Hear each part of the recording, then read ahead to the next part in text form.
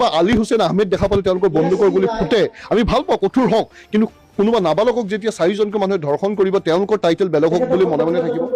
কোনোবাই পিতৃ আজি নিজৰ জীয়ৰীক এৰি দিয়া নাই মাতৃ পুত্ৰ এৰি দিয়া নাই এনে ধৰণৰ ঘটনা ঘটি আছে তথাপিতো আজি কিন্তু পুলিচৰ সেই বন্দুকৰ গুলি আমি গম নুশুনা হৈছোঁ পুলিচৰ যেনে বন্দুকৰ গুলি ক'ৰবাত নামটো পৰিৱৰ্তন হ'লে যেনে বন্দুকত আহি কেনে মামৰ লাগি যায় এনে ধৰণৰ যদি চিলেক্টিভলি যদি অপৰাধক নিয়ন্ত্ৰণ কৰিবলৈ যায় তেতিয়াহ'লে মই ভাবোঁ আমি ভাবোঁ এইটো অপৰাধ নিয়ন্ত্ৰণ কৰা এটা অভিযান নহয় বৰঞ্চ ইয়াতো ইলেকশ্যন ৰিলেটেড এটা পলিটিক্সে কৰা হৈ আছে কবিৰ ওপৰত আক্ৰমণ হৈছে তুচ্ছতাচ্ছিল্যতা হৈছে সেই ক্ষেত্ৰত পুলিচে কিন্তু তেওঁ সুপ্ৰিম কোৰ্টৰ গাইডলাইন্স থকাৰ পাছতো যে এনেধৰণৰ যোনে হেট বিয়পাব বা গোষ্ঠীগত সংঘৰ্ষ বিয়পোৱা অপচেষ্টা চলাব যোনে কোনো ধৰ্মীয় আৱেগ অনুভূতি আঘাত কৰি মন্তব্য দিব তেওঁলোকৰ বিৰুদ্ধে মতো FIR ৰেজিষ্টাৰ কৰিব লাগে বুলি সুপ্ৰিম কোৰ্টৰ ডাইৰেকশ্যন আছে আৰু সুপ্ৰিম কোৰ্টৰ সেই জাজমেণ্ট অৱমাননা কৰিছে সেয়ে আমি সিদ্ধান্ত লৈছোঁ যে আমি সুপ্ৰিম কোৰ্টৰ দ্বাৰস্থ হ'ম